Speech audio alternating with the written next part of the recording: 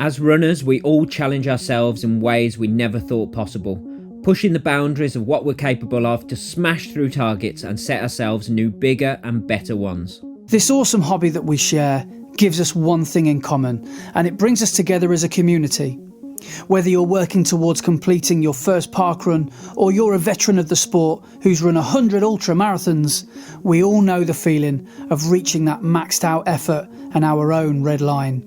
Welcome to our podcast, where your hosts Brett Elsmore and Andy Maguire discuss the struggles, the successes and everything in between on our running journeys, as we all work towards the next time we're running the red line.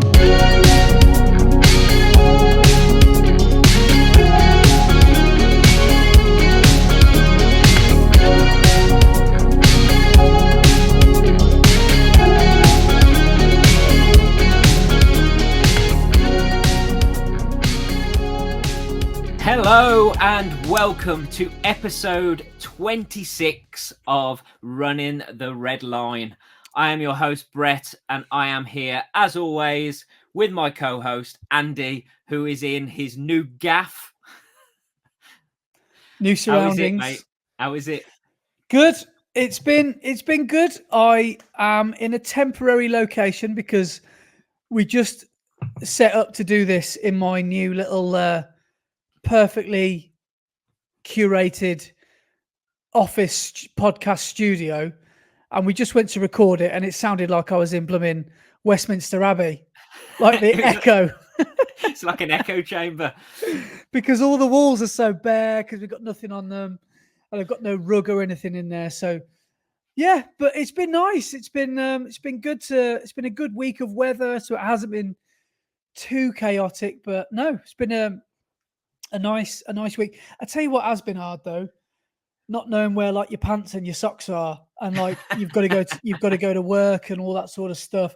Literally went to work today, and it's Friday. I've been doing it all week. I still haven't found my work shoes.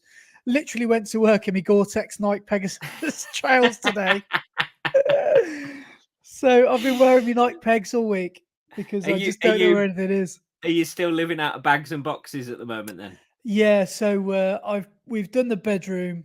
We haven't done anything like communal, like because we always seems to put our shoes in a communal area, which I know you don't do. You keep yours in boxes, don't you? In the old bedroom. But we always keep ours in the by the front door. So they're the last things to be able to be getting unpacked. But I think I've made my wardrobe. You should see this. It's like dreamy. So Laura has annoyingly monopolized the space of the wardrobe. She's got the three big areas, and she's left me with two little ones.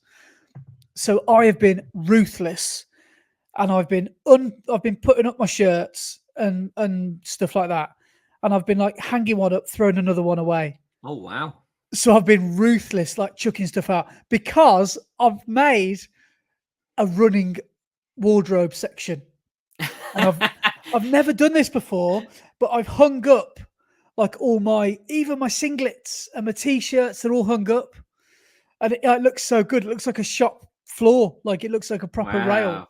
And I've got all my shorts sort of rolled up underneath, and I might, if I can limit my shoe rotation to a sensible number, I might be able to get my running shoes sort of underneath them, so they don't have to get in the hallway. But it's so far so good. It's been a good week, and happy to have settled in. Good. I did enjoy the update messages you sent with photos of you hanging a TV and stuff. And when I questioned where your TV was, you were like, "I can't drill holes into that bit of wall. That's far too nice."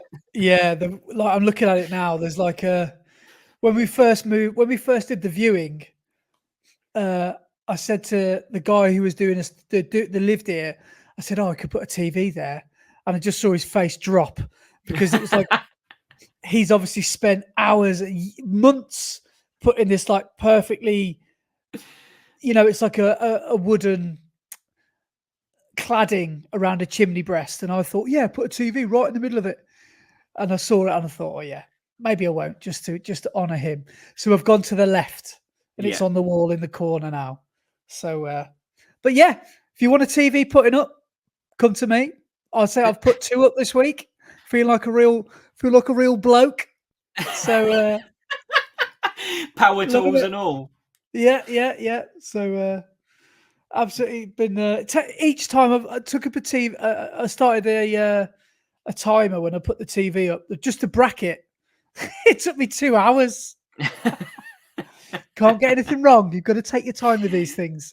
So I've got the Yeah, spirit level up every couple of seconds, and I'm pleased to report that both TVs are still they're still hanging. up They're still on the wall. at the moment.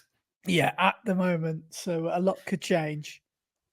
Hopefully, you've used the proper fixings to go into the wall Yeah, hopefully. rather But than just a couple of wood screws. they're just on the stud walls. They're fine. Just on the plasterboard. How strong's plaster? What was that bang then? No, they're good. They're all right. They're pretty good. Brilliant. Good. So, how's... I don't want to get into it too early because we'll talk about it in depth in a bit, but how's training gone this week? Have you got a bit more done than you did last week? Yeah. So a couple of good things this week. First of all, I went for my first run in this new house, which was quite fun. But because we're slightly living a little bit further out of Worcester now, which means so I've lost my local round the river from my front door route, Ah, because yes. that's now 5 mile away. So to do that 5K, it's now going to turn into a 25K. And so now I've got to find new routes, and so everything's country lanes, and I don't quite know the etiquette of running on country lanes. It's basically don't get knocked over, Yeah. don't get hit, Yeah. and so I'm always trying to like run around the outside of the bend, and so it is quite a tricky thing to do, to like run around country lanes. But I did one run the other day, and I've ruled that one out already, because there was 2Ks, nearly a mile and a half with no curb at all, and it was a 60 mile an hour single carriageway road, Yeah. and I just thought, this isn't worth it. No, it's Um, pretty scary at some points, isn't it? On a yeah, country lane where there's nowhere to jump into to save yeah. yourself if you need to. But So yeah, that was that was a bit sketchy, because all you end up doing is just running on the grass, and then you start getting annoyed because you're doing half the pace you should be, and then you run on the road and you think, well, I'm just going to get killed. So brilliant. yeah, So can't win. So yeah, I might have to seldomly run that, or run that, I don't know, weekends or whenever it's going to be quiet, but in no particular order. So I did that run, I think Tuesday night or something like that, which was nice, which is like around about 7 or 8K, so about 5 miles, I think, and that was around that, nice and easy. Oh, I didn't tell you about Parkrun. I did Parkrun on Saturday, which is good. I went down to Mallard's Pike, which is my yes, you did. Yes. my favourite Parkrun, which is I don't. You haven't done that one, have you? It's down in No, I haven't. No, the no. Forest of Dean. The best way I could describe it is it's a bit like the Wire Forest. The elevation is very similar, but all the elevations in the first half, because it's literally first half is up, second half is down. And I ran that with Daisy. Daisy got a PB. We ended up coming in about 23 minutes. Excellent. I went to the front, and I've been thinking, because with Daisy, when you've got a dog, you don't want to be in the middle 80% of people. You Yeah, either get to the back or you get to the front. And I never go to the front. But because it was a sparsely populated one, there was probably only about, I guess, 70 people that did it. I thought, come on, okay. Dave. I thought, Days, come on, let's go at the front. And because that's just where we did the briefing, I thought, oh dear, I'm with the people in Vaporflies and 2-inch shorts. What am I doing up here? And then there's me and Daisy, Yeah, And do you know what was really funny? I think people were looking at us thinking, oh, look at them two together. And then we just went off, and they didn't see us again. So don't underestimate little Daisy, because when you see her, you think, oh, she's a cute little dog. She's lightning. But yeah, anyway, so what we did, the first 2K up the hill, bear in mind, I was still sort of recovering from the ultra that I'd done the week before. I just thought, let's just see how we feel. I don't want to go too easy. So I thought, right, let's go straight into marathon pace. And then I forgot to take into account its marathon pace up a hill. And then I started overtaking these people within the first 200, 500 meters. And I thought, well, I can't slow down now and let them all overtake me back. So stubbornly, I kept the marathon pace up. I kept the 8-minute mile in up and the 5-minute K in up. And I got to the top of the hill and I felt really good. So then we got down the back of the hill and I did half marathon pace, 10K pace, and then I finished with a sub 20 pace K. So me and Daisy finished at like a 3:55 pace, which is like, what's that? 6:20s or something like that. Yeah, something like that. Yeah. So I was really, really pleased with that. And I wasn't in my racing shoes. I wasn't in my carbons. I was in my Saucony Endorphin Speed 3s. And I was just feeling really, really good. And we're sort of reeling a few people off towards the end, reeling a few people in towards the end. So that felt really good. So I got that Parkrun done, which felt really good. Then Sunday, I was involved in a team relay, a race. Oh, yes. I completely forgot about that. Yeah. Yeah. So that was great fun. That was good fun. Yeah. So it was organised by a local group called the Black Pair Joggers. And the race was called the Wild One, which is teams of, well, you don't have to do it in teams of 5. It's a marathon that's either solo, in pairs, or teams of 5. We did it in teams of 5 and we all had 2 laps each. And there was another 5 of us there on their team that did the same. But we turned up and Mack, friend of the podcast, Mack, turned up with Jazz, his wife, and they had a gazebo, proper picnic. They were joking on the WhatsApp group saying, Jazz was picnic manager. Turned up, she bought like the entire contents of Aldi with her. So that was amazing. And so we were just eating Aldi versions of Pringles and Oreos and stuff like that. And we all sort of said to each other, yeah, cool, we'll just do this lap nice and easy, nice and chilled. No. So it was, bear in mind as well, it was really hot last Sunday. It was probably 23, 24, 25 degrees. And it was humid as well. So we all sort of said, yeah, let's do it nice and steady, nice and easy. But then you forget that it's like a little competition between you both. And the leg before me, the 2 brothers, Sam and Ben, went out together. Yeah. And we were all like, oh, will you run it together? And they both went out at like Ingebrigtsen pace. It was like Ingebrigtsen and Josh Kerr pace. Yeah. And I was like, oh, God, I'm on the next leg. And I was thinking, I'm going to have to be ready 10 minutes earlier than I thought I was going to be ready. I have to be ready. So I did my leg and I thought, yeah, I feel all right. I ran at the same pace as I finished the Parkrun at. And I thought, this is way too fast. What am I doing? But because it's 2.6 miles, it's 4.2 Ks. It's a tenth of a marathon. I thought, yeah, let's see what we can do. So I went out at 5K pace, or I tried to, and I just couldn't quite hold it. So it ended up being closer to half marathon pace because it was all trail. Yeah. It was all muddy trails. Well, sort of hard, muddy sections. But the majority of it was sort of, it was like footpaths really around a golf course and stuff, but it was all flat. So what shoes did you wear? What did I wear? The first lap, I wore my Sauconys again because they're the only shoes I could find because we'd only just moved house 2 days before.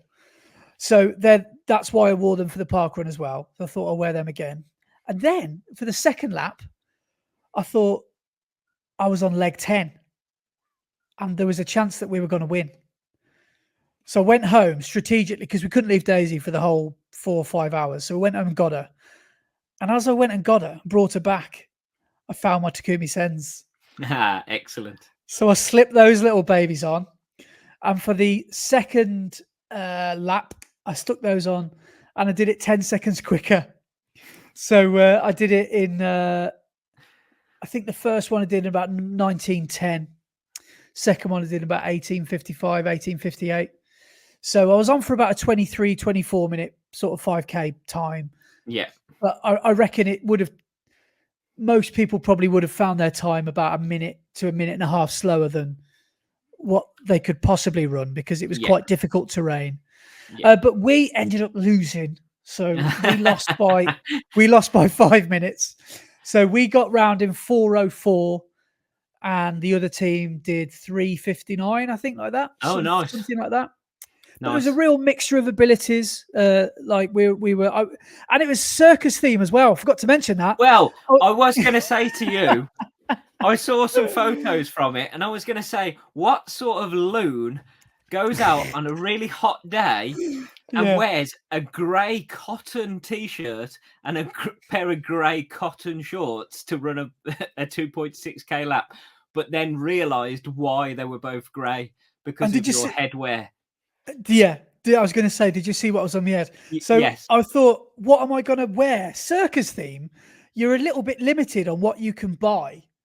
So I was like, I don't really want to turn up as the greatest showman or something like that, because you end up spending 40 quid on an outfit you'll never wear again. So I found on Amazon this little bit of headwear, free returns. I think I'm going to wash it, send it back. 7 quid, a kid's elephant head. It's because I've got such a little head. I actually got it up. It was a bit of a snug fit. It only came up to there. Yeah. It looked a bit like a fisherman's hat sort of thing. It looked quite, like that's why it didn't fall off while you were running, because it was exactly so tight. Really inappropriately as well, because there's a trunk, and the trunk honestly is so phallic shaped. It's so inappropriate, and I didn't realize that until I bought it the day before. I thought, I've bought it now, I'm gonna have to wear it. And it was just really funny because I got this little bit of video footage where I'm running through the finish, and I hand it over to Laura, who's wearing like this ringmaster costume, and which she'll hate me for saying, by the way, but she got it off Amazon, but it was actually an Ann Summers costume. So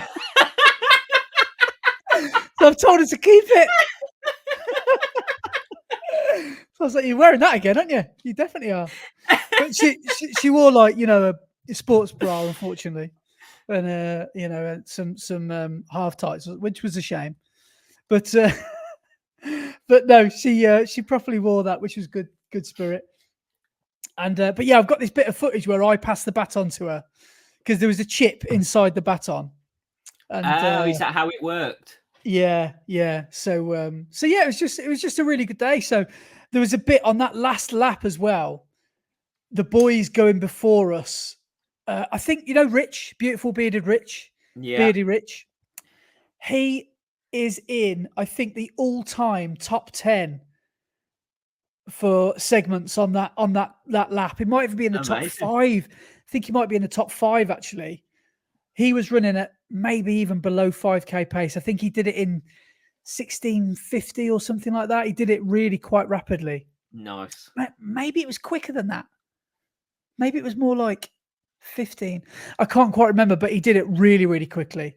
And like the first time I was running, he came around the corner so quickly. I literally had a mouthful of Aldi Pringles, what are they called, stackers. And then I went, Pringlars.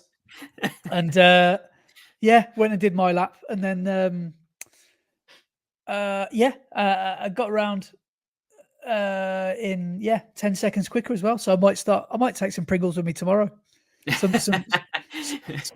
Some stackers with me tomorrow, because I'm doing Parkrun tomorrow. Instead of a gel. You don't need a gel. Just pocket full of Pringles. I might stop wearing the elephant's head as well. Maybe that's what. Maybe it's the trunk that makes me more aerodynamic. I don't know. But the ears as well, because they're floppy ears, and they were just aerodynamically back. And nice. So that was quite humorous. But nobody dressed up either, which was brilliant. So me and Laura felt like right goons when we got there, because some people just wore like circus hats or something, and we thought we should have just done that, really, shouldn't we? So we felt like idiots. But I tell you who was there. At least you did it properly. We did it. We did it in the true spirit of it. I tell you who was there. Do you remember at Worcester last year when we ran together? There was someone who ran a world record that day doing a lumberjack attempt. Oh yeah. He broke his own world record at that wild one. I'm pretty sure he did. So he did a half marathon on his own. And so that was pretty good. But yeah, so that was Sunday. Then I did my run around the block on Tuesday, because I don't think I ran Monday. Then I did Shall we go there, or I'll tell you? We'll tell you about it afterwards. Yeah. Because We'll go on into Wednesday that night in a bit. Yeah. and I haven't run since Wednesday night, but Wednesday night Oh, I had okay. a really good run out. But we'll talk about you now because I've just realised that I've been waffling on for 20 minutes about me dressed as an elephant. So it's all good, mate. It's all good. It's all good. Yeah, I started. Well, when I say started the week, I didn't start the week because the week starts on a Monday. But Saturday, I went it's when down to our Park. weekend starts. Yeah, our week Yeah. starts on Saturdays. So, do you know on the podcast last week I said, yeah, I'm gonna take it really nice and easy this next week, and I'm gonna have a bit of a deload week.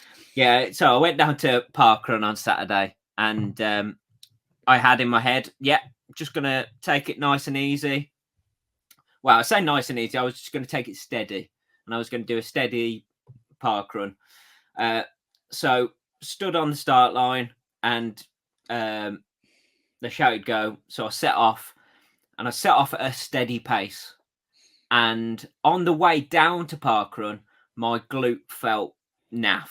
But I think that's a case of getting straight out of bed, or getting your running gear on and getting straight out the door. You're never going to feel 100%. So, yeah, it felt naff on the way down there.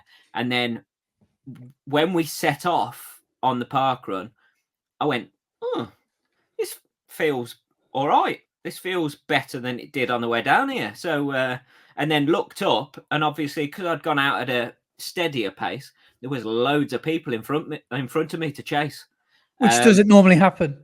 Yeah, and my head just went, see how many of them you can chase and catch. Yeah. And yeah, there was also Tim, also known as Mom. Yes, you were in his video. You made an appearance, didn't you, on his video? Yeah, so he was there as well. So he was one of the ones that was up ahead to go and chase and catch up. But yeah, so that first mile, I started off at a nice steady pace and then went, oh, this feels better. So started to speed up.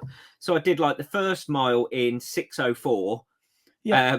And then I did a 5:47, a 5:48, and the last point one in 5:18 pace. So I came in at 18:15. Wow. So that's like only a minute slower than my PB. So yeah, it wasn't really the steady Parkrun I should have done.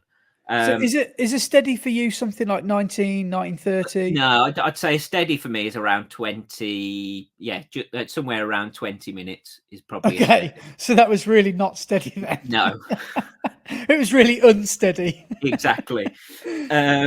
So yeah, so did that, and yeah, the glute was a bit tight afterwards, but it was okay. But then did my jog home, so did my 10-mile for the day, and then on Sunday I decided to go out for my Sunday long run, but left it till like the afternoon because I didn't want to get up early and do the same again and feeling really bad. And my glute just felt naff throughout the whole thing. It just didn't loosen up at all, just felt tight throughout the whole thing. But I managed to get 14.5 miles done. And I think I averaged about 7:20 something a mile. So decent, steady pace throughout of it. So yeah, I'm pretty pleased with that. But it just didn't feel 100%. So that evening, I went, right, sensible head, Brett. You're going to take this week easy. So this is your deload easier week. So actually on Monday, when I would normally do like 10.5 mile, I'd do like the long way up to my shop, do some work, and then do the long way home.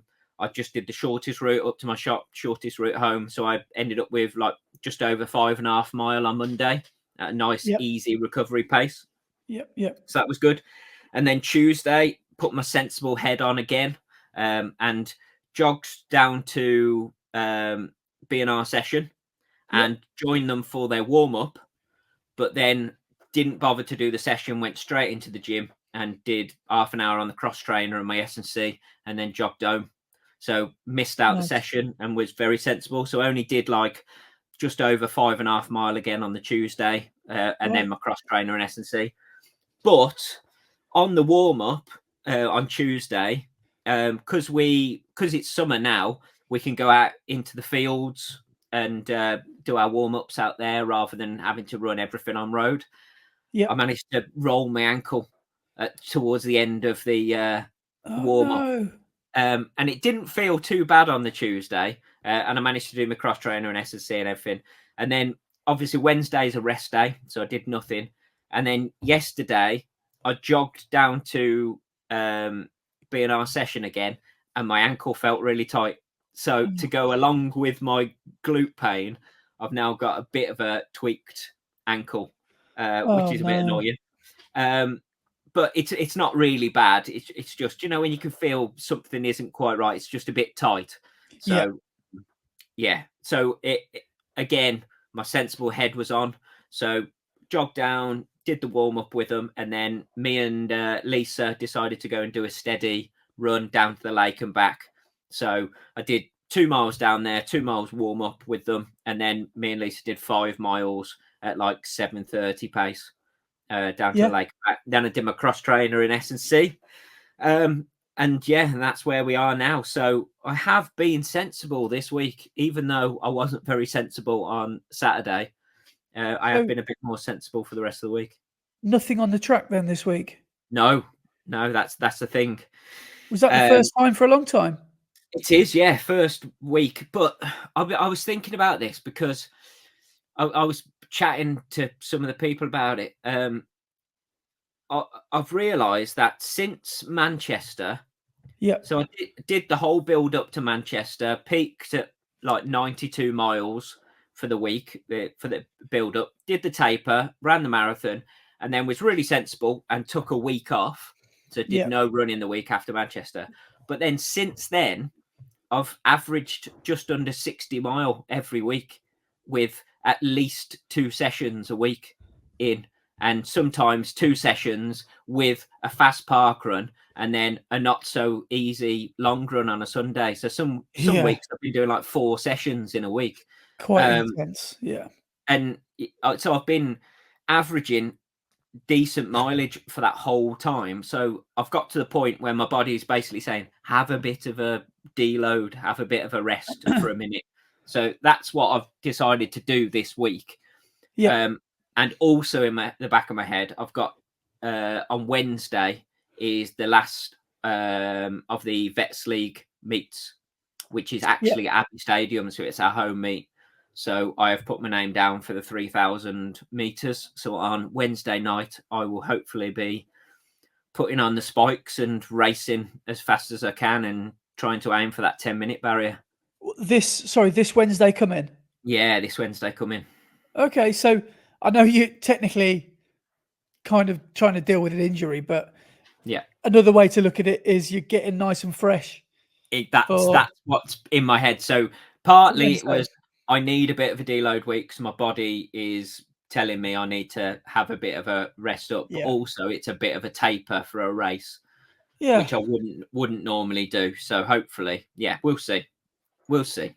So But yeah, it's still the piriform. Is it still? yeah. Is it the glute and the piriformis, or is that the same thing? I don't know. So Piriformis is the hip, isn't it? no, your piriformis is one of your glute muscles. Oh, is it? Right. Okay. Yes. So you've got the glutamus maximus and the glutamus minimus, I think. Yeah. And then your piriformis. And your piriformis basically starts on your pelvis and then joins to the top of your hip. So it's the muscle that runs straight Oh. across. Yeah. Okay. And where your hip bone is, so Yeah. like your pelvis, your piriformis runs across the top of it to your hip, but Oh. through the gap between those two is your sciatic nerve. Yeah. So that's why I'm getting pain, because the piriformis is really tight and it's pinching between my pelvis and my piriformis. Right. It's pinching on Yeah. the sciatic nerve. So I see. Yeah. it's way better than it was, but it's still not right. So yeah, I mean, in the words of Whitney Houston, it's not right, but it's okay. I thought you were going to say, I want to dance with somebody or I will always love you. Oh, I love you too as well. Hang on, what are we talking But about? yeah, so it's getting there, but it's not right yet, but it's getting there. It's, as I said last week, it feels around that sort of February time, like earlier in marathon training, where I managed to keep running through it and get out the other side. So hopefully I'm going to do the same again this time. So Yep. fingers crossed. Yeah. But actually, the other thing I did want to say is yesterday I have now had to retire my Boston 12s. So they Oh, have now reached their maximum mileage I would take a shoe up to. And they're now going to be my just daily walkabout, where yeah. doing daily things, What shoes is rather your than running shoes. maximum ceiling on So the they have now hit mileage? 500 mile. 500 mile. Do you have the same rule across the board for races, racing shoes, and for Pr- recovery Pretty shoes? much, yeah. So I always set. So I log all my mileage on Strava. So I put all my shoes into Strava and log my mileage, and I always set a reminder, so a Yeah. notification on Strava, that when I hit 450 mile in a pair of shoes, it sends me a notification to say you've hit 450 mile. Yeah. Right. I'm just And go on. I'm just quickly looking on mine as well because I'm quite interested to know, where I'm at with some of my gear. But yeah, sorry. Yeah. So So I normally say 500 miles is max for a pair of shoes. yeah, I have gone over on a couple of pairs of shoes. I've gone over 500 mile, but they still feel okay, and that's because the one I've gone over the most is a pair of Adios Pro 2s, which I've got just under 550 mile in, but they okay, still felt quite snappy and good. Whereas other shoes, when the foam isn't Lightstrike Pro, you can start to feel a little bit dead, and that's when injuries can start to get even worse when you get too far into a pair of shoes. yeah. Well, here's my stats from a lot of the popular shoes that I wear. So my yellow Nike Ekiden Yeah. Vaporfly 2s. Bear in mind that 800k is approximately 500 miles, 712.4 kilometers. My black Nova Blasts, my dailies, my Asics Nova Blasts, 789. My Nike Peg Trail 4s, the Gore-Tex ones, 631. About 100 of them I've probably done this week. Wearing them to work. The Adios Pros, this seems high. 208. Because I've done Chester Marathon, Newport. So that's 80, 84. Birmingham Half. So that's 100. You did the fishing 20 miler. Oh, that's 30k. That's 140. I wonder where the other 60k's come from then. Don't know. What other ones that I've got? Okay, so ones that I don't wear anymore that I haven't actually, I should retire these, are my Nike Invincible 2s, which are the khaki coloured ones. I got 1050k's out of them. Yeah, But that's a bit too many, dude. they just feel a bit sluggish. But I really like them. I Yeah. genuinely, I really like them. I think I use them for my Manchester block. I bought them January for the Manchester block, so the majority of those Ks would have been those 3 or 4 months. And then amongst the other things, my pink Endorphin Speed 3s, which I bought in November around Black Friday, they've done 600k. And the Reebok Trails that I sometimes wear are 445. Takumi Sen 500k. So I think hopefully they've still got another couple of 100k's yet. Yeah. Well, I was going to say, because so the Boston 12s that I've just retired, I bought those in January. Yeah. So they've done really well actually. 500 mile in 6 months isn't bad, is it? And then the other one that's very close to mileage, they're on 458 mile, is the Supernova Rise, which I bought when I was At the with you running at show, the running show. the Yeah, black ones. yeah. So they've been my recovery easy day shoe, and I've hit 458 in those, so they're almost dead as well. Yeah. But like ones that I've taken up quite high, my Takumi Sen 8s, they're on 495 mile, and they Right. still feel great. To be honest, I took a pair of Solar Glide 4 up to 500 mile. My Adios Pro 2 543.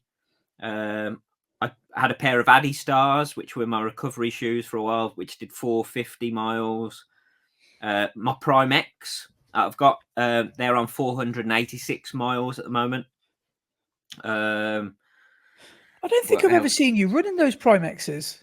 Well, that's because we Uh, never do long runs together. But I yeah, imagine you don't really wear them down to Parkrun very often, yeah, or at yeah. all. I, Or do I you? wore them Parkrun Saturday just gone. Yeah, I wear Oh, them to so you Parkrun quite often. so, so you can zip along quite quickly in them then. Yeah, yeah, yeah. Oh, They still feel quite, yeah, quite. would you recommend them Primex strungs? Mine aren't the strung. Mine are Oh, the sorry.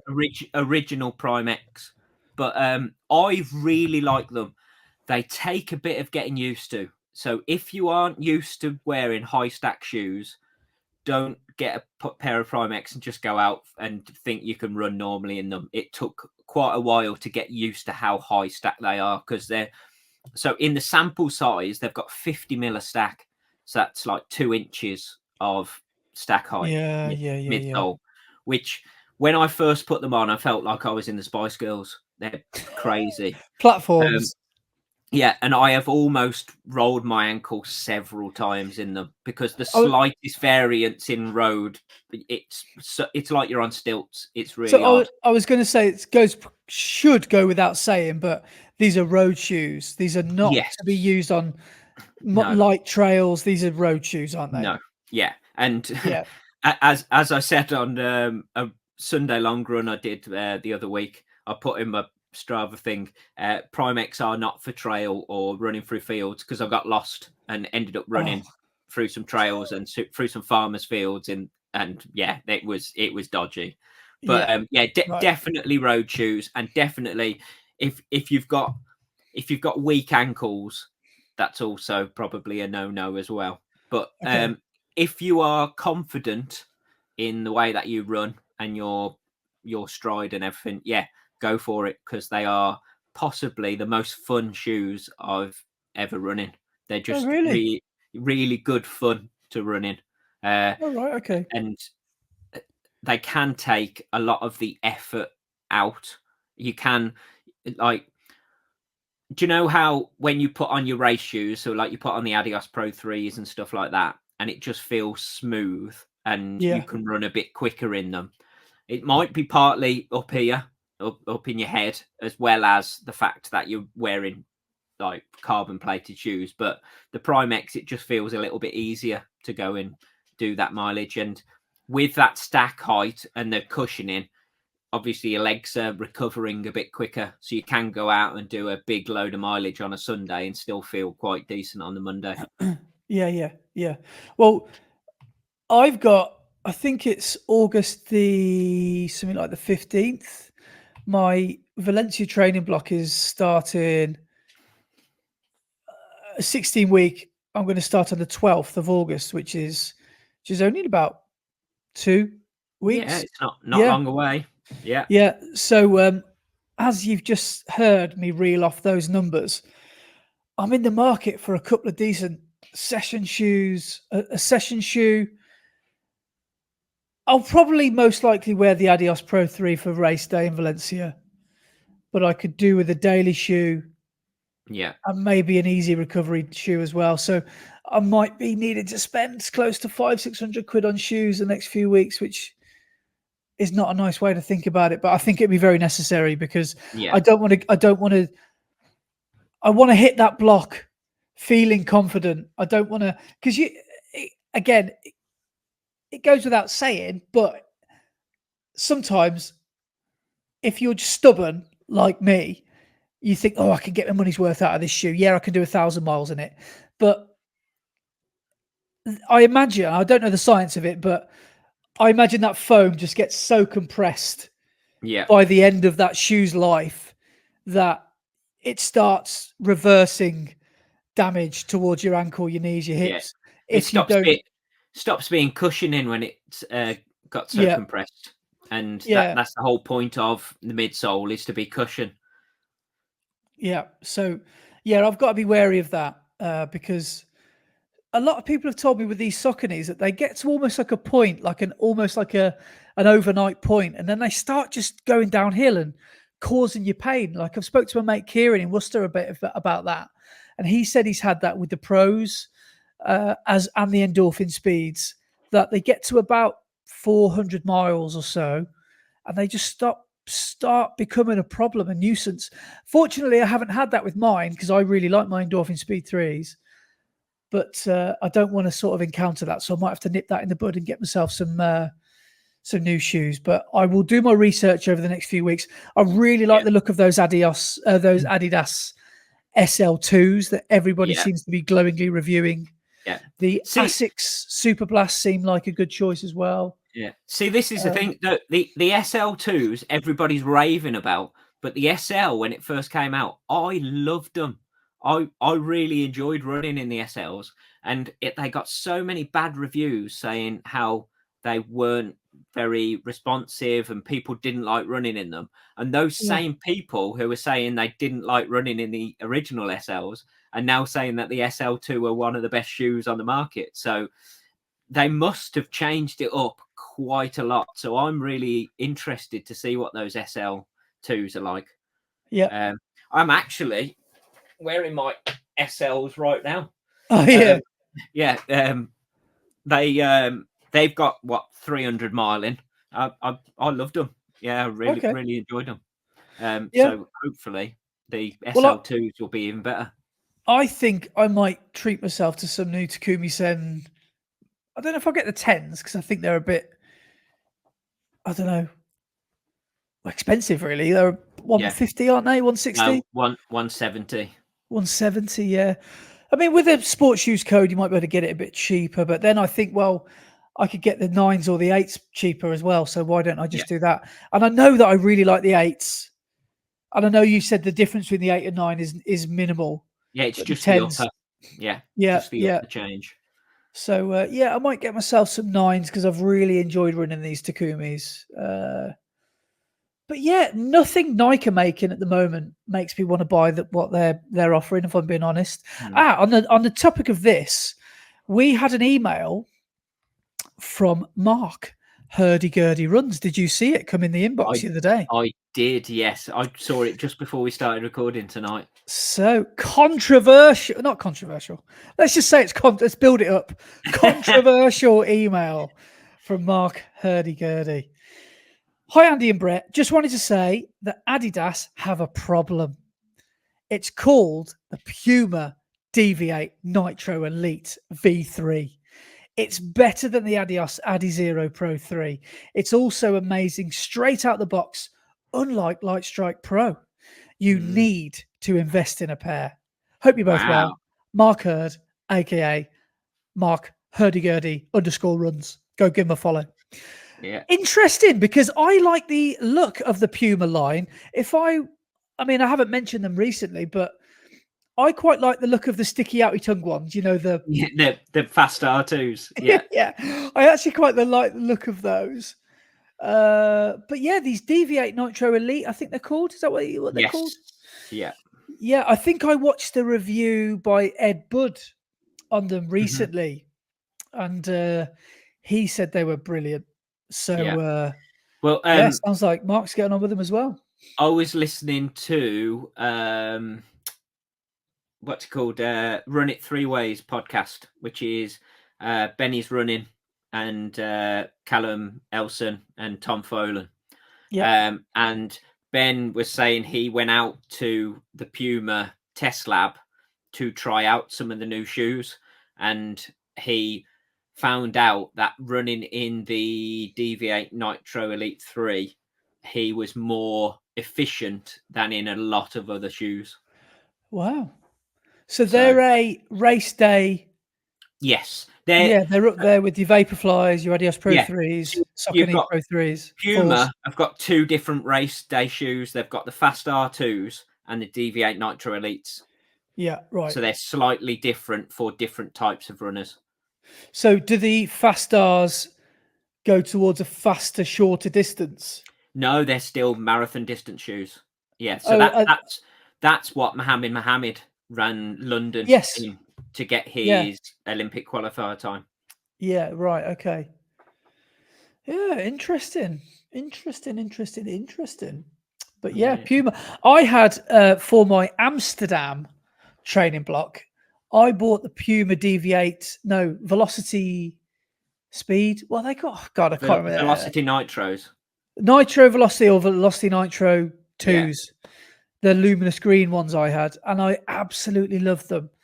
But what makes me laugh about these brands is they always call them the Nitro and the Speed and the Endorphin, and they're like mid to low range in terms of speed of their in their brand.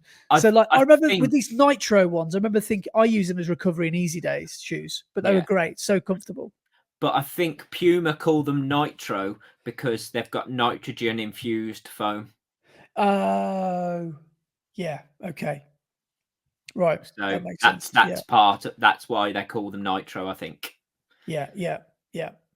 But I've from Amsterdam, which was blimey nearly 2 years ago. That's a good marathon, by the way. It's coming up as well, isn't it? Yeah, I'd recommend. And I don't know if it's sold out. It might have sold out, but that's a great weekend away. A great place to go and run a marathon, and it's so flat as well. Yeah, I would heartily recommend Amsterdam.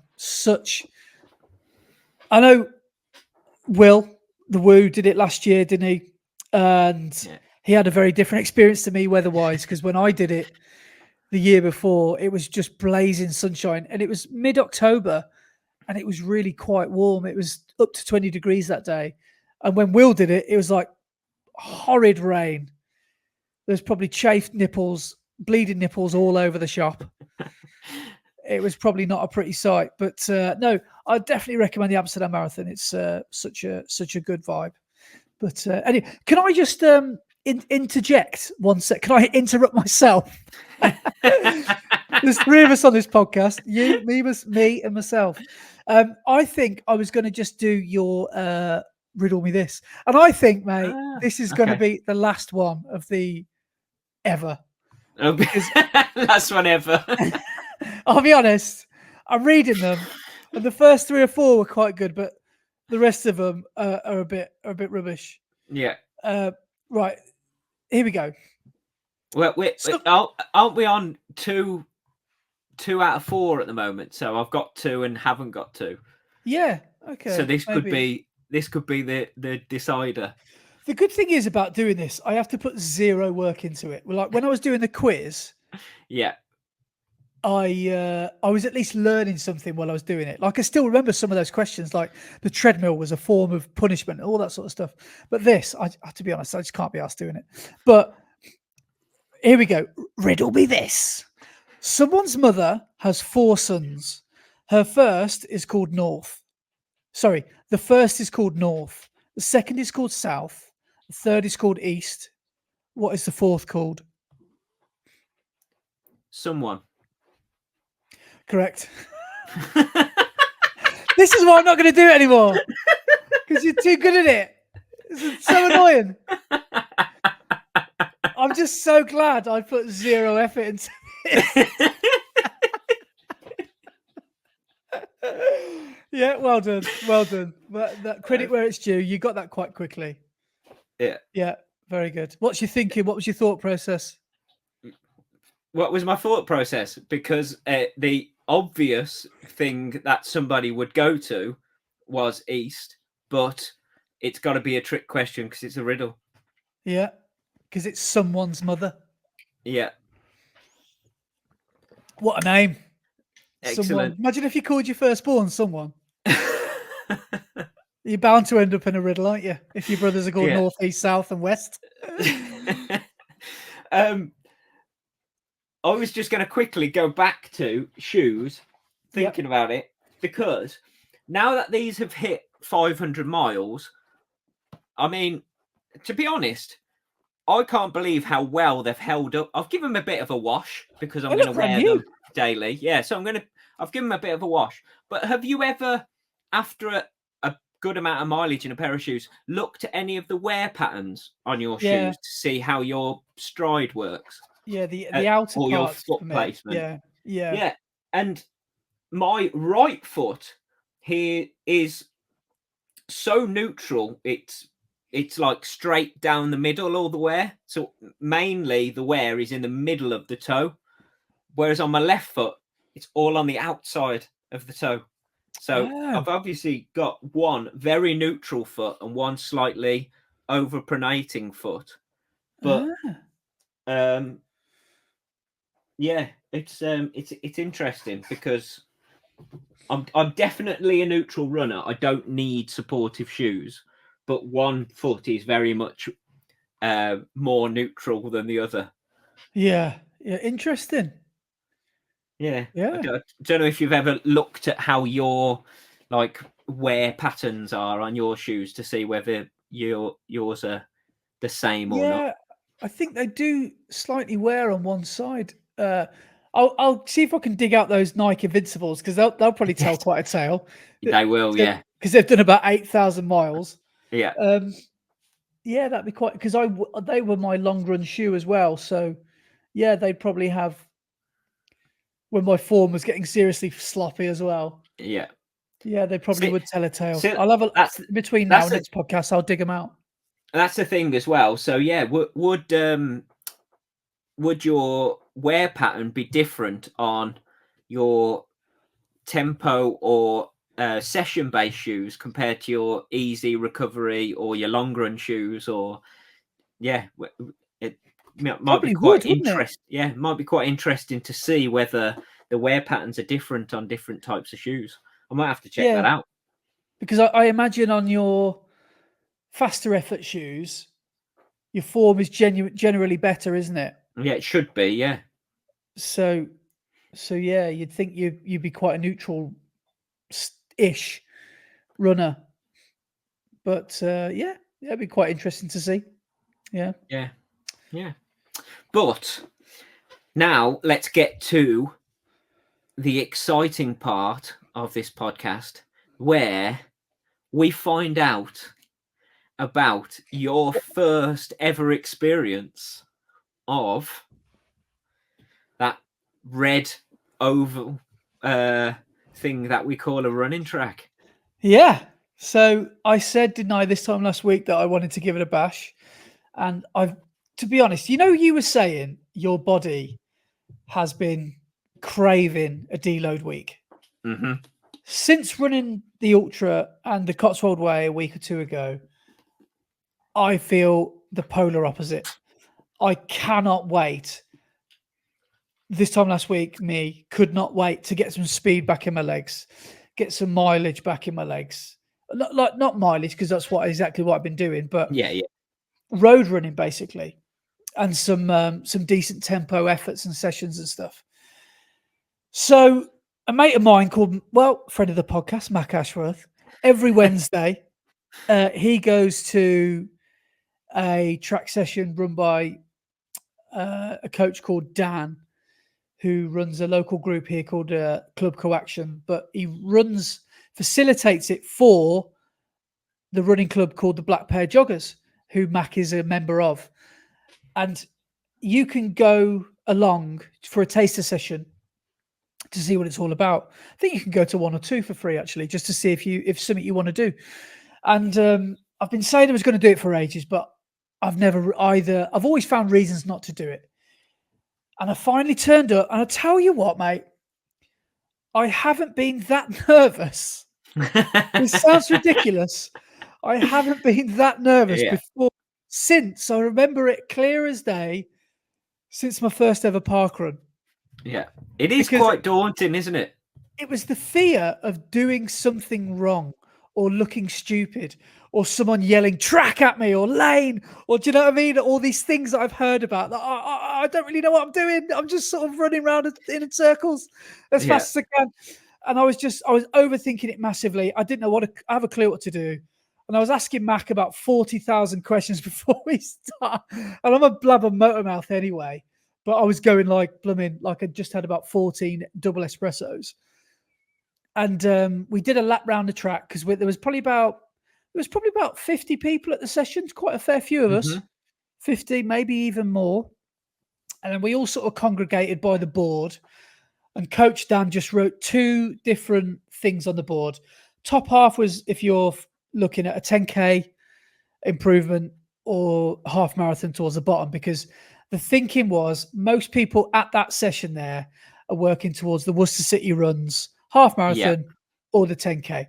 Yeah. So I thought I'll go for the 10K because that's what I want. I want speed. And thank God it wasn't a 5K.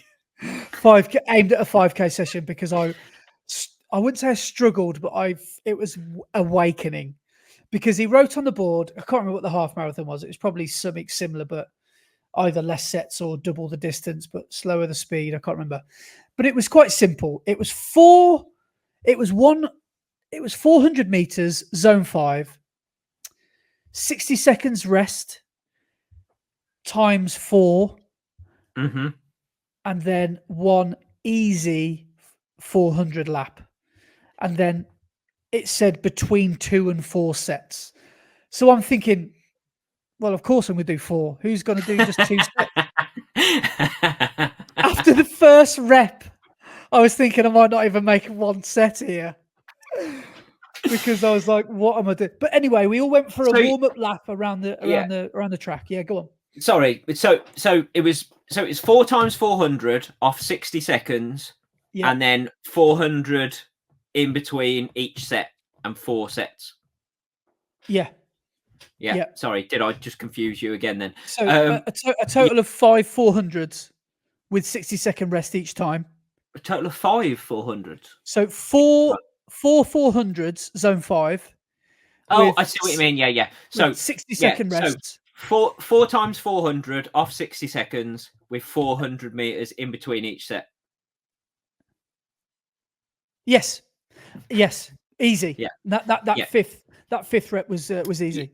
Yeah. And so your minute recovery, so off the 60 seconds recovery, was that standing still, or was it a jogged recovery, or was it a walking recovery? What was it? Well, I've got my map here. Look, I don't know if you can see that. Can you see the blue bit? Yeah, so that was your recovery. Perfect track bit. And I said to Mack, I said, what do you do on these 60-second recoveries? Because I don't really want to look like a knob. Like, can you tell me what to do? Because I don't want to just stand still. I was a bit of a sheep. I just followed what everyone else was doing. But what I noticed was people would lap their watch, get over that, finish that rep. They'd turn back on themselves. They'd take a 30-second walk, anti-clockwise, the wrong way around the track. Then they turn round, walking towards the start line, and then they'd get back into lane 1, 2, or 3 as people were coming past them. Yeah, and then they'd go again. So that's exactly what I did. Yeah. So I tried to keep moving. Sorry, just to butt in again. I just wanted to make sure that you lapped your watch and didn't pause your watch after every effort. So you did lap and record the recoveries as well, yeah? Yeah. So good. I learned one thing about this. My watch face isn't set up for track, because I don't have lap distance as a watch face. No, elapsed lap time, because I was basically having to remember when I'd lap my watch to for 60 seconds. Oh, okay, yeah. Because I'd be like, I don't know when the 60 seconds is up, sort of thing.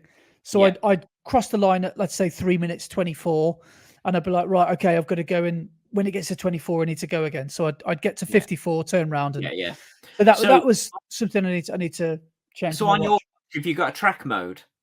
No. Well, if I do, I don't know how to use it because I've never done it. because Probably do. on my Coros, I've set up different watch faces for the different modes. So the watch face I have for a run out on the roads is Yeah. completely different to the watch face I have for a track run. Right. Just Yeah. just Okay. because of that exact reason of having the lap time and thingy in a prominent place, so you can see your elapsed time for each lapped moment. Yeah. Yeah. But what was interesting was because our mate Ben also came, Ben Pinfield, and Ben said to me, he said, "You don't have to do the session if you want. You can just do your own thing. You can just do laps of 400s all day long if you want and do what you Yeah, want." I was like, "Oh, okay," because he's sort of getting through an injury. He's got a bit of a niggle, and he was basically sort of nursing a sore calf. I think he had. So hard 400s, not probably the best ideal thing for him to do, but he didn't yeah, want to miss out on the track session because he obviously loves it. So yeah, he was just doing his own thing, and he even sat out after 2 sets. yeah. So he just, and I was like, oh, fair play. So you can just sort of almost do what you want. And quickly I realized how little, not even how little, nobody cares No, what you're up to. And I thought it would be the opposite. I thought I'd be getting judged. I thought I'd be watched like a hawk. I thought I'd be get me stupid, mate. Get out of lane 3, get in lane 4. You're not, and I'm yeah, thinking, oh, I thought I should be in lane 2. But it wasn't like that at all. no. Like if I It, if I accidentally found myself in a quick lane, people were undertaking me. No one was a dick yeah. about it, if you know what I mean. See, this is the thing. Like, yeah, people are so lost in what they're doing themselves. You haven't got time to judge anyone else. So you're running and trying to keep your pace and thinking about what you're doing. You're not worrying about what anyone else is doing. So no one's ever going to judge you on the track ever. And No. the way that track etiquette works is if you're doing an effort and somebody else is running faster than you, it is their responsibility to run around you. Yeah. You shouldn't have to step out of the way. Some people do. Some people who are running a little bit slower, they step out and run into lane 2 or 3. But if you're going at your maximum effort, there's Yeah. no reason that you should have to run in lane 2 and do more than 400 meters, because Well, the exact 400-meter distance is the lane 1. well, So I wonder if some of my first 2 sets at least, I might have run about 20 or so extra meters because I was so paranoid about being in lane 1. I was in lane 4 for the whole of the set because I was just so worried about someone shoulder barging me out the yeah, way no, or don't or clotheslining don't me. Or, worry do you know about what I that. mean? Yeah, no, don't worry about that. And anyone who is like a decent runner who's running at a fast pace knows that it's their responsibility to run around people. Like, Yeah, no one should be making way. Everybody is putting in max effort. So yeah, if you're a bit faster, you just need to go out slightly. And I mean, lane 1 is big enough, so you only need to go onto the line and you can get round someone. You don't yeah, need to like go out into lane 4 or anything to pass round someone. So yeah, don't ever feel bad about being in like lane 1, because yeah. that's where you should be doing your efforts to get But 400 meters. what I liked about it was there were all sorts of abilities there and ages there. So there were people there who I think some of them were even, one of them even came over to Mack and gave him a club vest.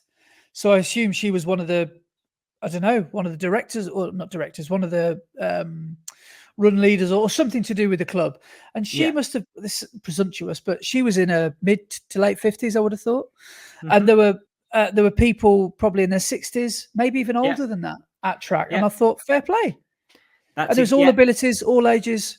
That's exactly the same as ours every Yeah, week. Yeah, yeah, yeah, yeah. We've got young kids who are in their teens, and then we've got people all the way up into their 60s. yeah. And they were walking the laps, on Yeah, their easy laps, they were walking them. And it was, yeah, there was like zero judgment. Some people were doing it as a social thing. So some people were walking 2 or 3 abreast and having a chat, but they were in lane 5, 6, and 7. Some people were running in groups, like the real packs of the hard runners all running together. There was a lot of lone wolves like me who were just doing our own thing, and I eased into it. I remember feeling quite tense at the start, and on the first, so when we all looked at the board, we all looked at the session. Dan, the coach, said, "Right, let's all do an easy lap together." So all 50 of us, 60 of us ran a lap together, and we all ran at pretty much the slowest person's pace, which was really, really nice and really easy, which was really nice. And then we all got round, and then the coach looked round and said, "Right, are we all here?" And we waited till the last person had finished, until everyone had sort of got their breath back. And then he said, "Right, you know the session, remember it in your head. It's on the board. Come and get me if you need anything. I'm always here." And coach would just stand there on that right by the the finish line. So I mean, I was too scared to go and talk to him, but you could just go and ask your opinion, or have a chat with him and bend his ear at anything you wanted to ask. But as soon as we went on that first effort, I went, and Mack and Ben were behind me, and they were like, "See you later, Andy." So I thought, oh God, have I gone on too fast already? And I've never done a 400 in my life. So I don't know what's too fast or too slow. And I interpreted zone 5 400 as hard as you can. Yeah. That's how I interpreted it. Yeah. It's zone 5, so it's your peak heart rate, peak effort. But yeah, it depends whether it's zone 5 5k pace, zone 5 3k pace, zone 5 1500 pace, 400 meter pace. Yeah, exactly. Yeah. I thought, go hard, but don't do the first 100 meters. And I roughly know the difference between, wow, that's too hard, and I can push myself a bit. Yeah. And so that's where I was. I was like, right, now let's push it and let's see. It's track at the end of the day. I've come here to train. I've come here to run fast. I've come here to see, to run paces. And that's what I did. So I did my first, and bear in mind as well, I've got to do 2400s, 20 laps today, because that's 4 sets, 400 hard, 400s hard. Yeah, that's 16 hard laps. And then with the 4Es, that's 20 laps. So don't go out too hard too soon. And then Matt was like, "See you, mate." I was like, "Okay, I've gone out too fast." So I did 136. And I did your first 400.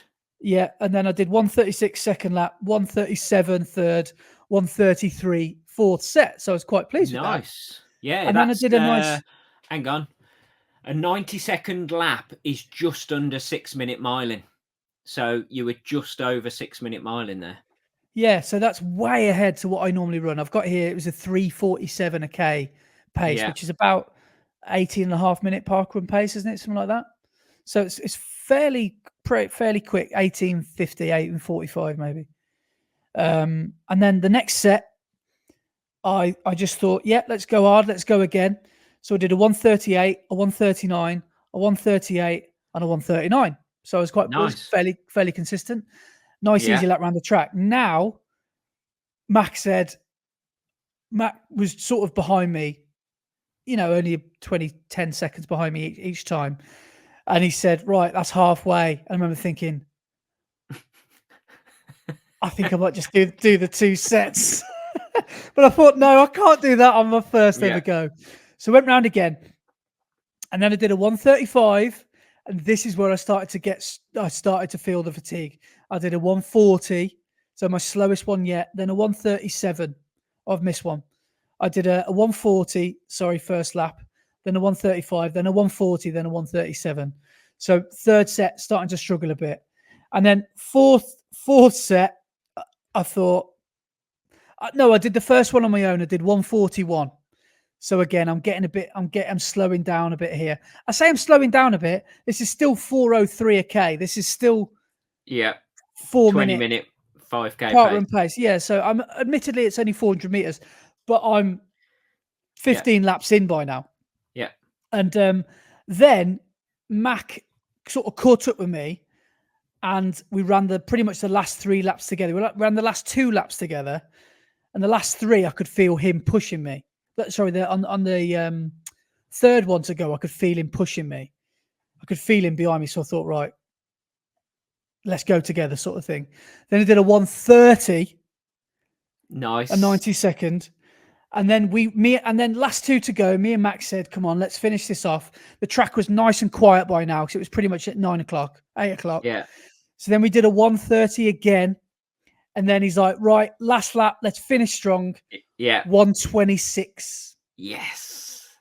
So that was the fastest one of the day. And that's 3:37 per K, which was hard.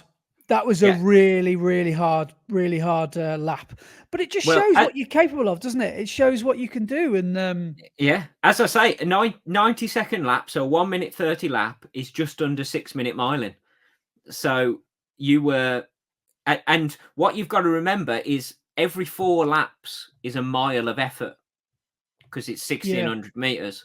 So you'd already done 3 miles worth of effort before you'd gone into that 4th set. So to then put in those times in that final set was really good work, mate. Yeah, no, I was really grateful for Mack as well, because Mack's in really good shape at the moment, because he's gone down the summer of speed route really, rather than go the ultra route, which is what I've sort of done. Yeah.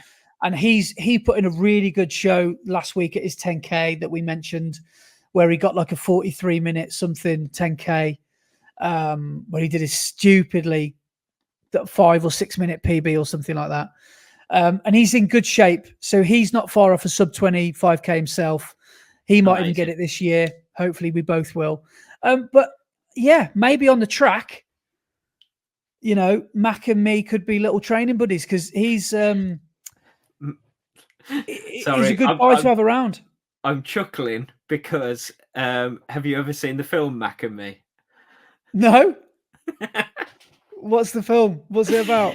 So it's a film from the 80s, and it's about a little alien called Mack. And I need to watch this. Yeah, and I'm gonna show you a photo of it. Mack and Me. Yeah. Let me find it. I loved it, but here's an image of Mack in the film. Brilliant! Oh, awesome!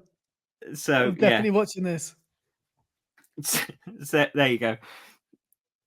Mack and Me, legendary. So yeah, just you like should, me as well. You should watch that brilliant film from back in the 80s. But yeah, man, big shout out to Mack, especially for pushing me for that last two amazing 2 reps, because he said to me, he said, when he did his first track session with Black Pear, he said he bonked massively. He bonked in a track session because he said he went out too fast. Yeah, it's very easy to do. And it's hard. I remember looking at the board thinking, okay, yeah, 400 meters, not even half a K. Yeah, that's fine. I can do that. But then I forgot to take into account the effort that you're bringing to it. And that's 4 miles of effort. Yeah. So 4 miles of effort in a 5-mile run. Well, we ended up doing 10K, so it was 6 in total. Yeah. So with those recovery walks and stuff as well, but just really genuinely enjoyed it. I really can't wait for next Wednesday already. And I think it will be exactly what I need, because I don't train like that. Mm-hmm. I was having this chat with Laura the other day, and I was like, what was more beneficial when I used to do my interval sessions, which was six times? This is what I would just religiously get stuck into. And this is what I would always fall into. Like my sort of go-to speed session was 6 times 3 minutes at 5K pace. And then recovery, I don't know what I'd do, 1 minute recoveries. And when I think about it, I've ran further on the track and I've done more effort when you add everything all up together. Yes. But and I've run shorter faster. Amounts. Yes, but in shorter amounts. Yeah. So But yeah, I think you've got to mix up your training. I don't think you could go down to the track every Wednesday and do 4x400 and 4 sets every week and make a huge difference in your running. It probably would to start off with, but once you'd got used to that, yeah, I think you've got to mix up the training a little bit and do some more sustained efforts and longer efforts and some pyramid work and things like that. And I'm pretty sure that's what you will do over the next few weeks. And you'll yeah, get to grips with all of these different training sessions. But yeah, I just think it's really exciting for you to see what it's all like on the track yeah. and I what it I entails. genuinely loved it. Really, genuinely liked it. And this is a strange analogy, but a friend of mine said, right. Um, so when I think about like the fast kids that were there, who were like I was sort of joking about earlier, they've got the 3-inch shorts on, they've got the vapor flies on, basically you, but not vapor flies. For when you're not as fast as that, you can sometimes look at people like that and think, you can kind of formulate an opinion because they seem so unattainable. And my mate we were talking about something completely different one day, and he said, when somebody drives past you in a Ferrari, what's the first thing that most people think? They go, "What a dick." But what my mate said was, what I think is, how do I get to sit behind that wheel and drive that Ferrari?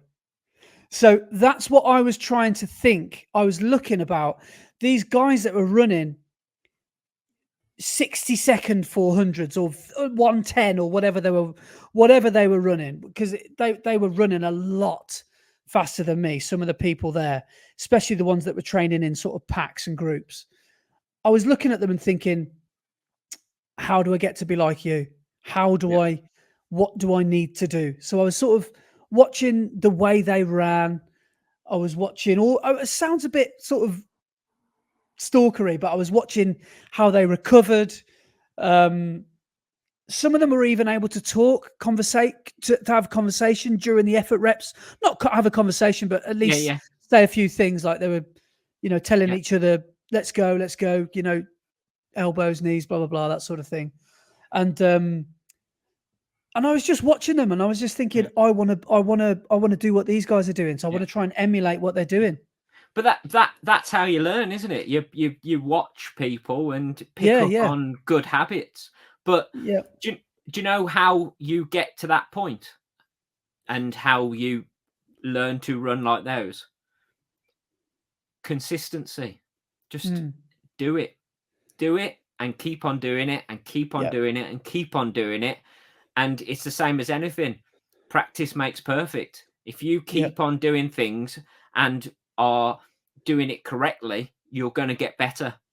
yeah, So like that whole what do they say, 100 hours, don't they? To get good at something, you need to have 100 hours of doing it. yeah, And once you've hit 100 hours, you can say I'm all right at this. yeah. But you've got to put that time in and that consistency to get to that point. And I'm willing to do it now. My body is ready to get back into the swing of it now. When I keep thinking ahead to Valencia, and I'm starting to visualize, the finish line and that blue carpet, and I just can't wait for it all. I've got some really good races lined up in September, and then things are going to go quiet for me in October and November, which is probably quite good, so I can really practice on training. Yeah. And if I race well in September, amazing. But if I don't, then It's not the I've end of the always world. Yeah. no. It's a bit early on in my training block to expect PBs and expect really quick times, but I'm just so excited. All my roads at the moment are leading towards Valencia, and that marathon and that 320. That's how close I want to get to it. Yeah. And yeah, I'm just excited, and I want to train differently. And I think every Wednesday at the track, I know it blows your mind because the Oh, idea of a I track on a can't get Wednesday. I can't get my head around Wednesday track sessions. When just Wednesday sessions, full stop. I can't get my head around it. Tuesday, Thursday is session days, not Wednesday, which blows, fries my brain. But I'm although I was following the 10K, specific board, what was written on the board, I've got my eye on reducing my 5K time. Obviously, I've been chasing this sub 20 thing, but which has been curtailed for one reason or another since May. And now it's nearly August and I haven't had a second attempt at it. So I'm going for it tomorrow. I'm going to have attempt number 2 tomorrow. I'm not sure how close I'll get to it. All I know is that I feel a bit more confident after the track session I did on Wednesday. I tell you what, my calves bloody hurt. Yeah, I'm feeling the DOMs from the last from Wednesday night. So I've been doing a bit of self massage and foam rolling from that.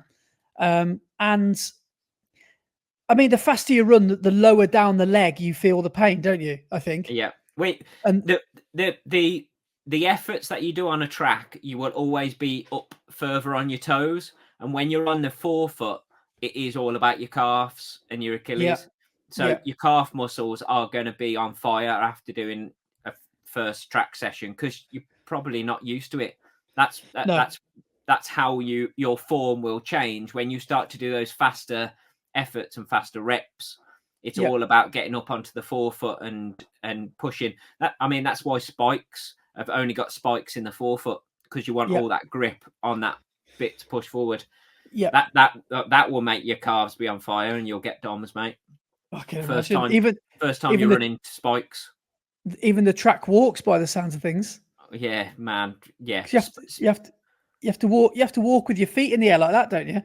Because you don't want to get your heels, your toes caught. You have to walk on your heels, don't you? Well, to walk across like the concrete and stuff to get onto the track, but once you're on the track, because the track's rubber, it's fine to just walk normally. But yeah, as soon as you start running in spikes, you've got so much more grip on that forefoot than you've ever had before, and it's all about being up on that, up on your toes, and your calves just get a right kick in from it. Yeah, because you can't be on your heels. Yeah. So you have to just lean forward and go for it. Yeah. So, but I wore my Takumis, by the way, for the track. For the session. Nice. My Sen 8s. Because I was trying to think, like, what should I wear? And I was thinking, no, I'm not going to this track session to take it easy. So I thought, well, I want a shoe that will respond well. Yeah. And I thought, well, I don't really want to put any unnecessary miles in my my race shoes. And as well, like the track can stain your shoes, can it not? Like I don't want to put any wear and tear on my sexy Adios Pro shoes. Yeah. So it can, but it's not gonna be too bad. I mean, I've done so many track sessions in these Bostons, and there's no staining on there. But okay. The only time I've ever had staining on my shoes was my spikes when I did the Vets League final for the first time, and it's a blue track rather than a red track, and I got blue all on the soles of my spikes. Did you? Interesting. Interessante. Yeah, but I'm already looking forward to next Wednesday. So hopefully. Amazing. I will be able to give you a rundown of how Parkrun goes tomorrow. Hopefully, I'm going to go. I think I think I might have changed my approach slightly. I think I'm going to hold back for the first K at least, rather than go hard and go with everybody, because I still don't feel confident enough later on in a 5K. So I think I'm going to approach it. I know that's not everyone's approach, but I'm going to just try it and see if I can press on second, third, fourth, fifth K. So I think that's the way I'm going to play it. Yeah. See, this is something I was chatting to a couple of people about at Parkrun a couple of weeks ago. It's very easy at the end of a 5K. If you don't push that last mile, it's really easy to just fade and fall off the pace and get slower and slower and slower. If you go into that last mile and start to kick in the afterburners and push into that Yeah. pace, then that's where your time will be won or lost, basically, Yeah. because Yeah. it's so easy. As soon as you fall off the pace, you'll just get slower and slower in that last mile. You've got to push and hurt in that last mile to get Yeah. to those faster times. Yeah. Well, I'm going to go and try a brand new one tomorrow. I'm going to go down to, I think it's Wales. I think it's Chepstow. I'm going to go and do the Severn Bridge Nice. Parkrun, which is, as far as I'm aware, which is an out and back. And apparently, just because you think it's a bridge, it's flat, but apparently it's uphill on the way out, turn around a cone, and then it's downhill on the way back. So maybe approaching it slightly more cautiously will work in my favor, because hopefully everyone will be doing the same sort of thing, finding a second wind when you turn around at the top of the bridge. Nice. But yeah, so hopefully, I mean, my PB, by the way, is 2037. And that's still from the Manchester training blocks. That's 18 months old now, April 2023. And the closest I've got to that this year is 2047, which I ran at Pitchcroft months ago during my training block for, Newport. So, yeah, that's the fastest I've run all year, 2047. So, yeah. See, I haven't run a all-out 5K yet this year. You saving yourself to Chester? Well, I'm annoyed and confused even more now, because we got an email the other day to say the Mid Cheshire 5K that I've signed up for has been postponed by a week. So they've pushed it back a week. Oh. Which, instead of being mid towards the end of August, is now nearer the end of August, which means it's now on the same day, the Friday, as the 10,000 meters at the Abbey Stadium, and the day before the Vets League final. Is that the 30th? I can't remember. Of August, 31st, like maybe. So now my decision of do I do the 10,000 meters or the Vets League final has been made even harder, because now do I do the Mid Cheshire 5K or the 10,000 meters or the Vets League final? So they've sent an email and said you can either cancel your place or you can postpone to the what would it be, the spring one, but the spring one is the same week as London Marathon, so that's a no-no. Or you can postpone till next summer, which I don't know, it's a long time to wait for a race entry, isn't it? Is it Saturday the 31st of August? Does that sound right? Hang on, let me have a look. I'll have a look on my emails. Because you know what's on that day? No, what's that? Bushy Park 1000th Parkrun. Oh, is it really? Yeah. Well, that I might then cancel everything and just go and run really fast at Bushy. I'm pretty sure if I look on my Parkrun app, you can type in Bushy Park. It's Friday the 30th of August. So what time would the race start then? Like 8 o'clock, 7 o'clock at night? It's 7:15. Right. Oh, yeah, that's a difficult one for you to have to decide between. Yeah. So here we go. So the 1000th Bushy Park will be, there's the schedule. Don't know if you can read that. It's back to front. The 31st of August. Yeah. And that will be a momentous occasion, because no parkrun in the world has ever reached 1000, because Bushy is the OG. Original, yeah. So I wouldn't say I'm a shoe-in. I wouldn't say I'm 100% going to do it, but I'm going to try and do it. I want to try and move heaven and earth to get there. Yeah. So because that then must be Vets League final day. So what time's kick off for that? Well, this is what I'm trying to think now. Do I go and do Bushy and then travel back to Nuneaton and do I mean, we could do the be. Vets League as well. I mean, you're gonna have to park a fair whack away, aren't you? So you're probably gonna get. You'll probably finish. Let's just say 9:20, all being well, and then you'll mingle and chat to people. You'll be away by 20 to 10, quarter to 10 if you're lucky. Then you'll get back to the car for, let's just say, after chatting again, 10:15, because you probably have to walk a mile or two to get to the car because it's in the middle of a. There's probably going to be loads of people there. Then it's a 2.5 hour journey home. So it's 12:15. You'll be home by about 1 o'clock. Yeah.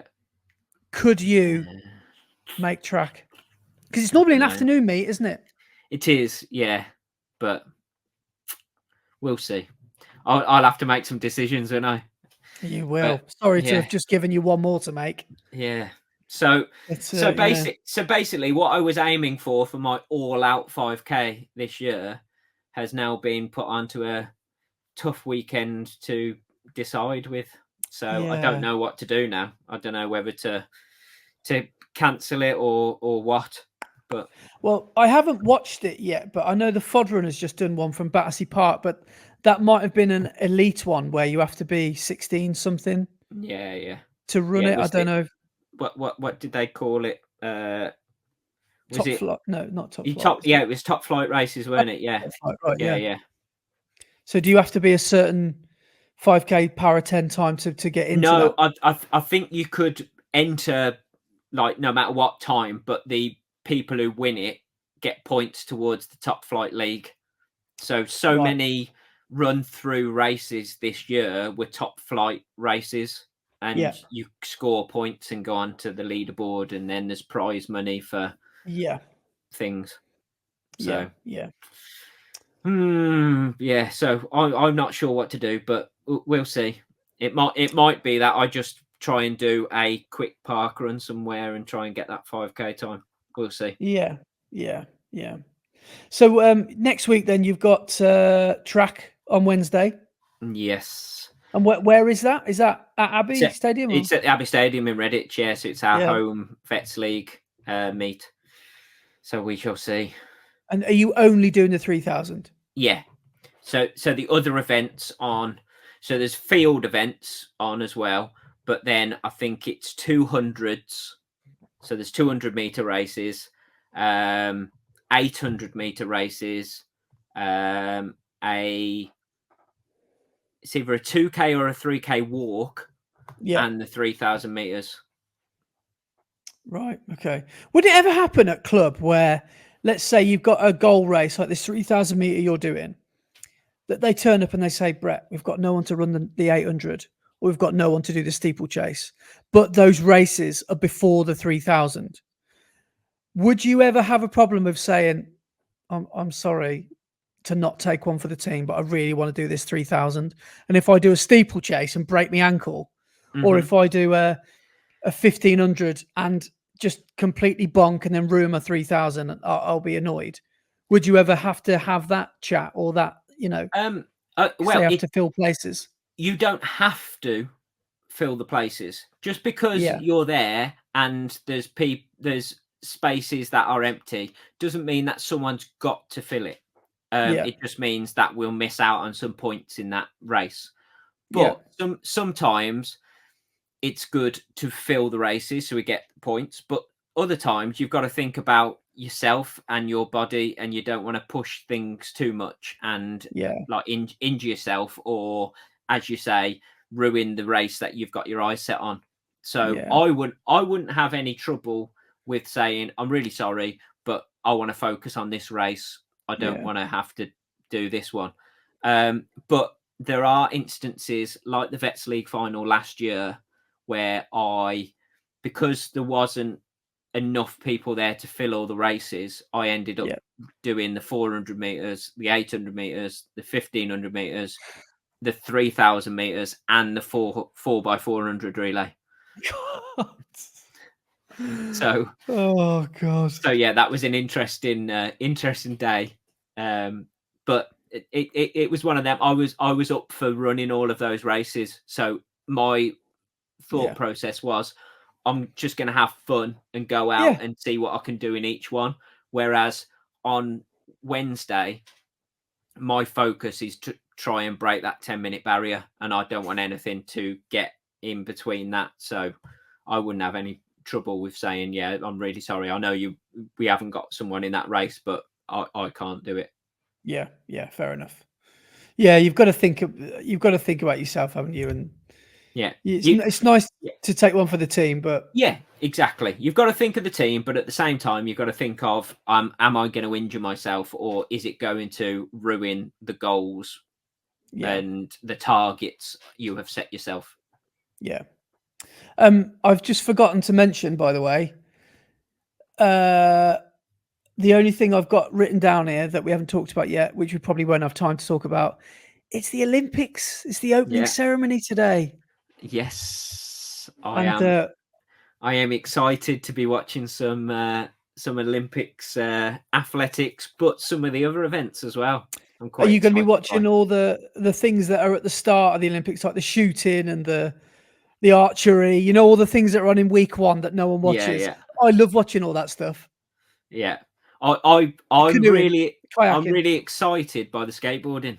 I'm looking forward to that. That should be a great watch. There's some really good skaters skating at the Olympics. Some of like the American team are just obviously next level. Is there someone Um, famous in the American team? Is there's Tony is Tony Hawk in it? Am I dreaming? no, no, he might be there commentating I'm for sure, America and stuff. or someone famous. I'm sure I read that someone who's a really big skateboarder in America is on the team, or maybe he's coaching or something. I don't know. Yeah, But then there's also someone that's about 15 that's also on the team as well. yeah. Oh, And there's someone who's about 38 or so, 50 or something like that. some of the Japanese and Chinese skaters are crazy and they're really young. But Yeah. like the street skater that's on the American team, who's next level, is called Nigel Houston, and he's crazy good. But on the Yeah. British team, we've got Sky Brown, who won a medal at the last Olympics in Yeah. the park skating. She's really good. But we've also got, I think, the oldest guy on the skating in the British team, a guy called Andy McDonald, and he is one of the veterans of the sport. And he's on the team for GB as well, which should be really interesting to watch. Maybe that's what I'd seen in an interview, and I just assumed it was an American. So that makes Yeah, sense yeah, because they're someone who's at one end of of their career and someone who's yeah. right at the beginning. Yeah, so Yeah, Andy McDonald is such a big name. He's had like he's got a company named after him, so they make Andy McDonald skateboards, okay. which are beginner entry level skateboards. But yeah, he's a big deal within the skateboarding world. Oh, cool. Do you think as well? I know this would never happen, but you never know. Golf is an Olympic sport now, but could you imagine if there was like a half marathon? That would be good. Yeah, That would be good because obviously there's a yeah, road marathon.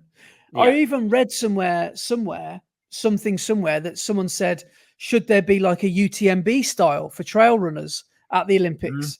Should there be like a 50K ultra or something? Yeah, yeah.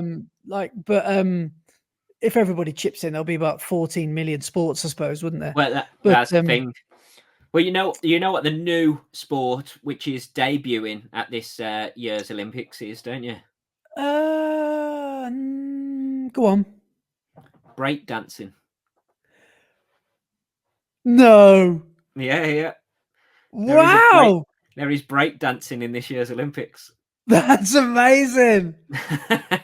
I thought that was like, I thought that had gone well out of fashion. I didn't think people even did that. That's awesome. Yeah, so that should be interesting to watch as well. Yeah. I bet you that'll be one of the first few events on, won't it? That'll be in the first week, probably. Mm. Oh, awesome. That sounds pretty good.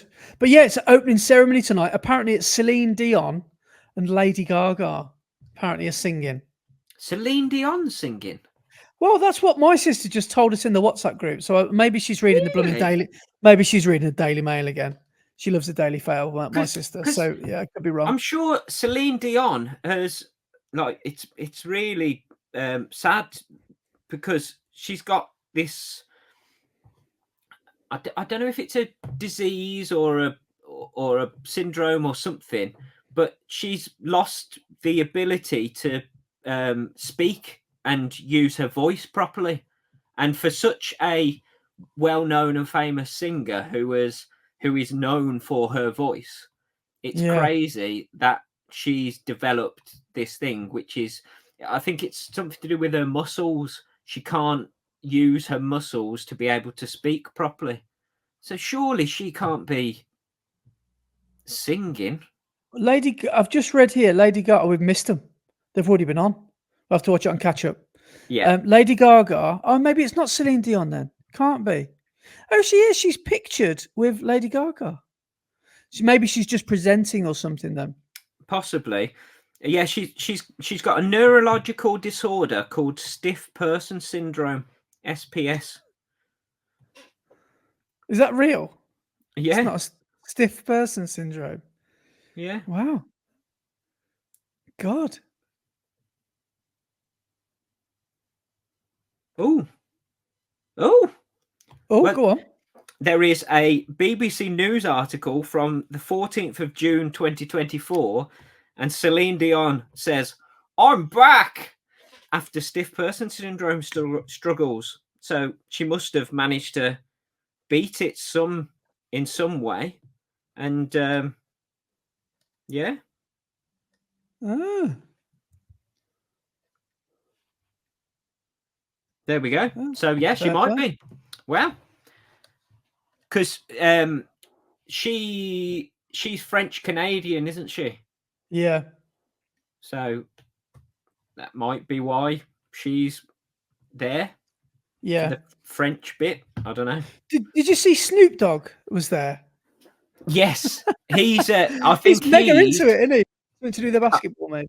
No, I think he is commentating for one of the American TV channels. Oh, that sounds amazing! Imagine having Snoop Dogg as your commentator. Yeah. Well, did you see the American trials? Snoop Dogg was there, and he was for one bit. He walked out with Noah Lyles for one of Noah Lyles' races, and like did a whole entrance and everything. But then they got Snoop Dogg to run a 200, and they timed him. Yeah, and I'm not joking. Right, it's crazy. I'm gonna Google it because he's about 6'4", isn't he? He's quite a big guy and he's quite lean. So with those strides and with not an ounce of fat on him. So bearing in mind, he is, how old is he? 52 or something? 50 as a guess? Yeah, he's 52, right? Yeah. He ran a 200 in 34.44 seconds. No. Honest to God. So I was showing off about my 126 that I ran with Mack, my 400. Yeah. He's ran it in 104, 64. No, he ran 200 meters in 34 seconds. 34 seconds. So that's lightning. I know. That's what I'm saying. For a 52-year-old guy like Snoop who drinks far too much gin and juice and smokes weed constantly, that's crazy fast. Man, I'm doing that for my Valencia diet then. Naga, naga, naga. and buying a load of the Snoop cereal. Oh well, I'll have to watch that on YouTube. I've not seen that. Yeah, watch it. It's crazy. It's quite impressive. Oh, fair play. No, but I'm mega excited for the Olympics this year. Yeah, I am as well. Yeah, it's going to be good to. And when we go towards the track as well, you get more of the Hollywood kind of races. But the Ingebrigtsen Kerr is going to be surely the biggest rivalry of the lot. Are you going to talk about Ingebrigtsen? Yeah, that was the other thing I was going to bring up. Is did you see it on Instagram? The track. The Ingebrigtsens have released a. It's like a Euro pop dance track, isn't it, for the Yeah. Olympics? But they don't look like they're taking the piss or anything. They look like they're doing it really seriously. They're serious. Well, yeah, it's Europop, isn't it? So that's Yeah. probably quite Uh, popular over there. But yeah. my And God, it, I saw it on Instagram earlier. I was proper chuckling to myself. Uh, I thought it was some sort of diss track, but then and it turns out it's just a normal song. and now they're all dancing through the hills. Yeah. With their white tracksuits on. Yeah, yeah. It does look quite funny. Yeah, if you haven't seen that, please go and search for it. Go and search for the Ingebrigtsens Olympic song. It's a bit of a tune, actually, isn't it? It's a bit of a tune. I haven't got a clue what they're talking about, but it's pretty No, good. no, I would guess it's a "Come On Norway" song, Yeah, like to pump up the Norwegian team. yeah, But yeah, there yeah. we go, That's pretty amazing. funny, isn't it? But yeah, so Olympics kicks off, and it's going to be a good one. So Yeah, shall we finish off so we can get off and watch the opening ceremony, even though it will be on catch up probably. But we shall finish off as always. Well, I say as always for probably the 4th or 5th week. We'll finish off with the Strava segment. Have you seen anything this week on Strava which has perked nothing, your interest? nothing has really. What one thing I wanted to mention, which no one ever mentions about, is they started doing inboxes of Yes, Strava. messaging. Yeah, yeah. Do you use that A few Strava inbox?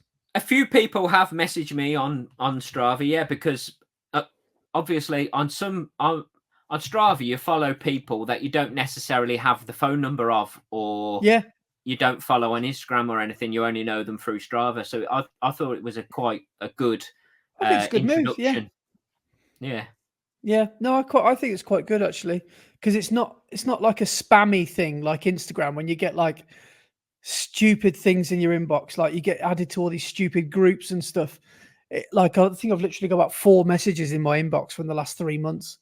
So, but yeah, I have chatted to a few people, and yeah, it's quite a good thing. yeah, it's good. It's good.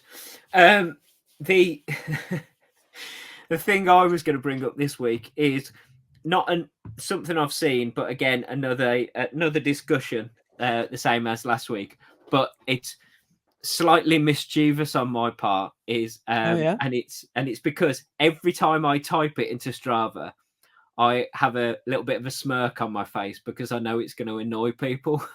and good. it's what you call the jog you do after a session. Oh, okay. Warm down or a cool down. Yes, and I always type in warm down, and I smirk every time I type it because I know it annoys a load of people, and they're going to read it and get really annoyed that I've called it a warm down. Yeah, I have thought about that recently and think logically that doesn't make any sense, does it? A warm down, but that's what whenever you see, like when you think about the English language, a warm down. But it makes perfect sense, really, doesn't it? Because you're already warm. Yeah, It doesn't annoy me. I actually think a warm down is, yeah, fair yeah, game. I like calling it a warm down, partly because every time I do a warm down, I then go and do something else. So I'm normally doing a warm down to then go in the gym and get on the cross trainer and do my S&C. Yeah, So I'm not cooling down to finish off and then get in the car and go home. I I'm normally see. warming down to do something else. But at the Yeah, same okay. time, I like calling it a warm down because it annoys people. We should start calling it a cool up as well. Like instead of a warm up. See if anyone gets irked by that. A cool up. Yeah. So yeah, what does everybody listening call their warm down? Do you call it a cool down or do you call it a warm down? I normally call it a cool down, to be fair. But yeah, I think either's fine. But I would it'd be interesting to hear what everyone says. Yeah, we should set up a poll somewhere Yeah, we should do on somehow. Yeah. something. Oh, Yeah. I think our subscribership has gone up Oh, on on YouTube. I think we're at are we at like nearly 300 by now, or have we got more than that? I don't know. Hang on, let me just have a quick look. I think I might have made that up actually. Oh no, we're not. We're nowhere near. Well, that's it. We've just done 250. We're at 260 now. Excellent. So So we're over a quarter of the way to that magical 1,000. So yeah. Tell your friends, tell your family, get on it. Tell them to click subscribe and like and all that wonderful stuff. And give us a review on Spotify or Apple Podcasts. Yeah, give us a 5-star review. It all helps get the word out there and get people's ears and eyes onto what we're doing. I wonder if there's anybody out there that listens to us and watches on YouTube. Surely not. No. But imagine if there is. Super fans. Although Mack, friend of the podcast, he always downloads to listen on his long run and then comments on YouTube. So he's a good lad because he hits both. Yeah, he does. He's good for the ratings. Is our Mack? Yeah. And Mack and me makes the algorithm our friend. Little alien Mack. But to finish off, we just need to go to last week's leaderboard. And, yes. Last week's leaderboard was topped at number 1 by Michael Roderick of Try Hard Harriers, who hit a mileage of 69.3 miles. So that's decent, isn't it? Yeah, well, I think Mike, I read on Strava, he's training for they don't call it the Snowdonia Marathon anymore because it's in Welsh. It's called the Erie. I don't know how to say it in Welsh, but the Snowdonia Marathon that they do every October, I think it is. And that is the horrific road marathon. It's like the elevation is sheer. And I think Mike has done it a few years running and he's smashed it every single time. Like he's run it. I could be wrong, but he might have even done it. I'm pretty sure he's done it sub 3. Oh, amazing. Multiple times. So so absolute machine. So his mileage each week is just going to keep on going up and up when he's training for that. In second place was Matt Dunn with 63.3 miles, and in third place was Steve Hartley with 62.7 miles. Fair play, boys. And looking at the elevation, Mike has topped the elevation as well. So he's obviously putting in that mileage and that climbing ready for that marathon. He did 4,462 foot last week. What a monster. Yeah, it looks like he is well on his way to running well at that Snowdonia Marathon. Yeah, well done. Well done, mate. So, yeah, well done. Well, have a look on YouTube about the Snowdonia Marathon because there's some good videos about it, but probably not one that I think I'd do anytime soon because it looks an unholy amount of difficulty. Like it does, like most trail runners would probably avoid it because they find it too hard. So, fair play to anyone that's either signed up to it or has done it before. Yeah, amazing. Right, so we've reached that time. Thank you so much to everybody who is listening or watching. Can I just ask one quick question? I'll go for it. Here's a quick end of the podcast question. I'm running a 5K tomorrow. It's pointless now because by the time you listen to this, I will have run it. But how is the best way to run a 5K? Go out hard and hang on, progress into it, kick on at mile 2. Yeah, just let us know what you think is the best way? That's a good question, because everybody will have their own way of racing a 5K. Yeah. And yeah, that would be interesting to find out. So so answers on a postcard to running the red line running the red line pod@gmail.com for our email, or just comment it in the YouTube video. But Or send us a Strava inbox. Yes. or comment on our Strava group, because the Strava club, you can comment and put things. So yeah, have a look on there, and we'll see what people say. But thank you so much for listening or watching, and we shall see you again next week. Cheers, guys. See you later, guys. Take it easy.